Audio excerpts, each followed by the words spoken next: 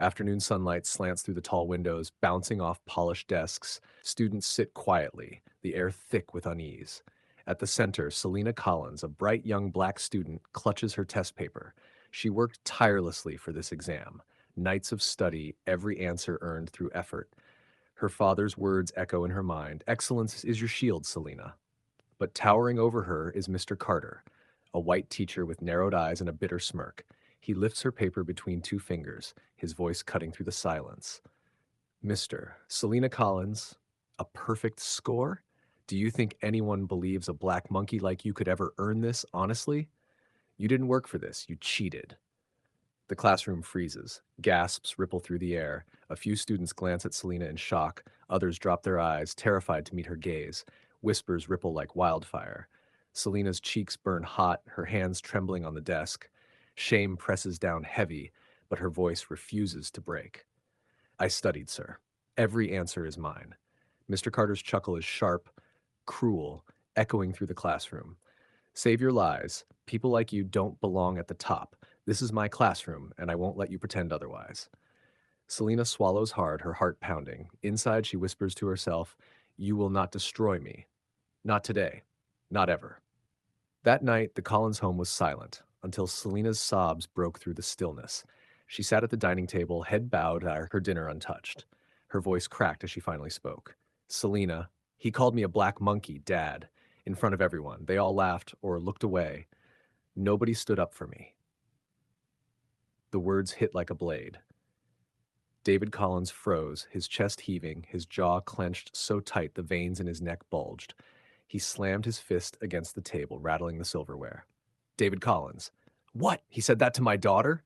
In front of a classroom? He pushed back his chair so violently it scraped the floor. His fists balled at his sides, his eyes blazing. David Collins. I built an empire with these hands. I command respect in boardrooms across the world. And yet a small, bitter man thinks he can stand over my daughter and strip her dignity with words? No, not my child, not my blood.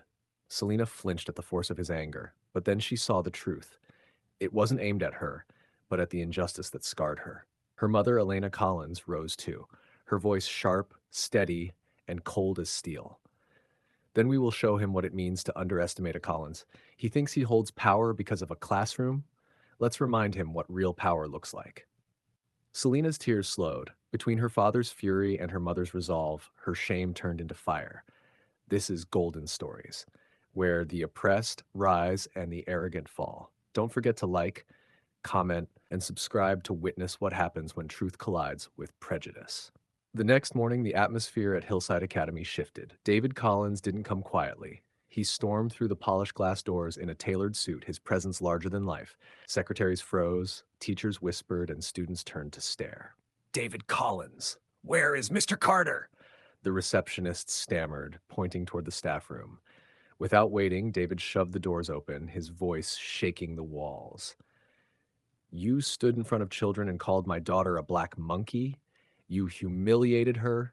You will answer for every word you spat. The staff room went silent. Teachers who had heard Carter's arrogant boasts now looked at him with wide eyes. Carter, pale but still trying to smirk, straightened his tie. Mr. Carter, calm yourself. I was maintaining academic integrity. Students like your daughter often... David Collins, cutting him off. Don't you dare. You dare reduce my child to students like her. You've poisoned her dignity with your hatred, and today that poison ends. Whispers spread through the halls. Students who once sat silent now filmed the moment on their phones.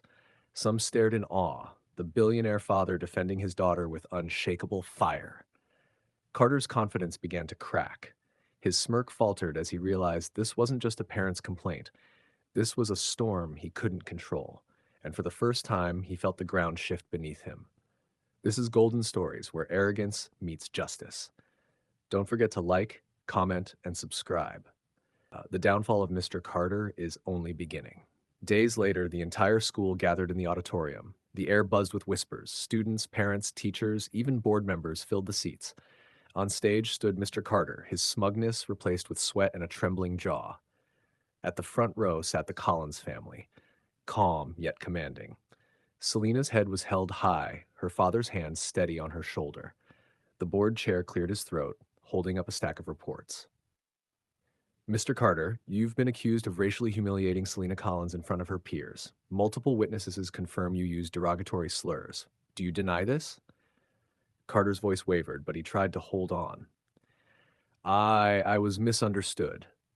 I was only upholding standards. Standards? You call hatred a standard? You degraded my daughter with words that can never be taken back, and you did it while hiding behind authority. That ends today. The room erupted with murmurs. Students stood and testified, not just about Selena, but about years of Carter's bias, his cruel grading, his favoritism. Every word crushed him further. Finally, the board chair delivered the verdict. Effective immediately, Mr. Carter is terminated. Your license will be reviewed for permanent revocation. Gasps. Silence. Then, scattered applause.